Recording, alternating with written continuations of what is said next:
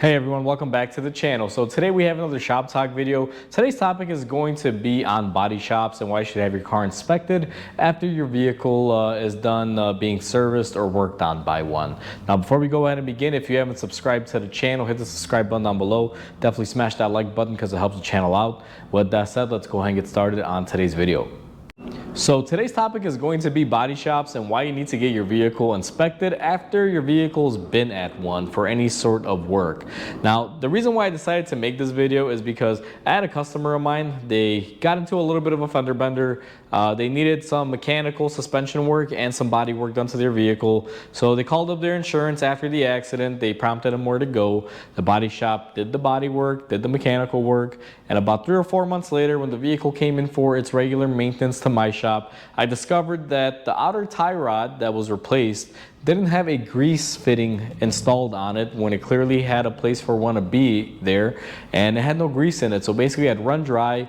It had started, looking orange in color and rusting it from the inside out. And when you would shake down the wheel, it was moving quite a bit for a 3-month-old tie rod. So I told my customer, they call it body shop. Long story short, body shop says you're over the warranty time. We're not liable. We're not doing anything. So we went ahead and we fixed it. Now, I didn't film a video on how to do that because I've done tie rod videos before, but I did make a shorts video. If you are curious to see what I'm referring to and what they did, if you go to my shorts feed, you'll find it. But overall, when you get your car out of a body shop, always get an inspection. Now here's my thing. I'm gonna start this off by saying I'm not knocking body shops or body shop people. I have a lot of friends that work in the body industry of automotive, and to be honest with you, it's just fair warning for everyone. I find that a lot of body shops, at least here in my local area, are lacking. They'll either not do exactly what they're supposed to do, or they're gonna screw something up, and it's horrible. Like, I've seen issues with cars coming out of body shops where they have gap issues, paint issues. They have issues with anti-corrosion because the body shop was too lazy to paint something in and out. I mean, it just, take your pick, there's always something. But no matter what happens, when you go to a body shop, before you pick up your vehicle, you want to get the vehicle inspected by someone, by either bringing someone with you. There's a lot of companies that do independent inspections that'll go out there and view the vehicle for you and give you a certification, or you can just do your own due diligence. Now, if you're not able to view it before you pick up the vehicle, you can always take it to a repair shop or someplace else to get a second opinion, just to make sure the work was done correctly.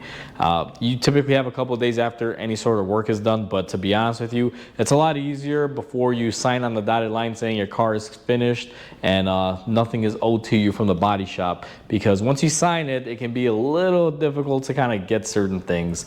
And ultimately, you'll have to go through your insurance if they don't, give you what you should be getting, and it just becomes a whole chaos nightmare situation from there. Now, to be honest with everyone, I've worked in a body shop, and the shop that I worked in was a very big shop, and you would be very surprised to find out that there were no mechanics there. Now, me being a mechanic, you think that's what I did there, but not really. When I was early on in my career, I couldn't find like a decent paying mechanic job. I decided to switch over to the body shop side, and it wasn't to do any physical labor. It was to be an estimator / adjuster, whatever you want to call it. My job involved me looking at vehicles when they came in, preliminary estimating, and then doing sublets and adding things on as we discovered more. So basically, I was there to build up, what the body shop needed as far as invoicing and estimating and things like that. And you would be surprised at this really big, well-known body shop in Chicago that, has quite a few employees. None of them were mechanics. I was the only technical mechanic there, but I wasn't getting paid to be a mechanic. The way they would deal with certain mechanical issues would be sublet out, where someone comes out from a third-party company that can do mechanical work there in the body shop, or they would just send them out to other shops to, do the work. They'd sublet them out. Which wasn't always the greatest, but when you don't have mechanics on hand, that's what you typically have to do. Now, this is not to say that body guys can't do mechanical work, because if you can do body work, you can do mechanical work. I know when it gets into electronics and certain things like that, then it may be a little bit, out of their hands, or they don't want to deal with it because they just want to focus on body work. Especially when they're working in a big body shop, everyone has their own job. You're not going to find a, let's say, paint tech that's gonna go do wiring on a harness that got chopped up during an accident. Usually people just stick within their job description and don't really go beyond that. So a body guy might do phenomenal work, you know, fixing your frame rail, and the paint guy may paint it, you know, perfectly, but then the person putting, let's say, your engine back together from, you know, the repair, doesn't quite put a bolt in, and then you get a rattle, or doesn't fix your harness correctly, and then you got an electrical issue. It happens, I've seen it. So this is why I always recommend getting an inspection after your vehicle's in a body shop, or if you can, before you even pick it up, take someone or know what to look for and inspect your vehicle, because sometimes, you know, there just may be something that may not be 100% on it. And another story that I have here that happened earlier in this year was I had a good buddy of mine bought a brand new car. I think he had about 1,000 miles on it, and someone wound up hitting him. He took it to a body shop that I recommended because they've done prior work for me and did really good work. So I'm like, hey, you know, take it to them. I was really happy with the results. And he wound up taking it there, and he picked up the car. He looked at it, but he's not really a car guy. He's like, oh, it looks okay. There was a few things he pointed out to them, and they're like, all right, we know, we'll take care of that. Then he brought the car to me, and I looked at it, and I just found like the gaps were all incorrect. The bumper wasn't fitting on there right. The grill had a huge gap between the bumper and where it's supposed to sit. There was a bunch of interior panels that they didn't fix. It was just like too many issues, but the biggest thing of all was the paint was so shoddy. There was so much dirt in this paint. And my philosophy is quite simple. If you're a body shop and you can't even paint the car correctly, you're probably not gonna be able to do anything else correctly either. I mean, how do you hand the car to a vehicle owner with, I think I counted over 22 dirt flakes in the hood alone, not even the fender or bumper, just in the hood. I found 22 specks of little dirt pieces that were in there when they had painted that they had missed. And when my buddy went back after I pointed all the stuff out, they just said, oh no, that's nothing wrong with that.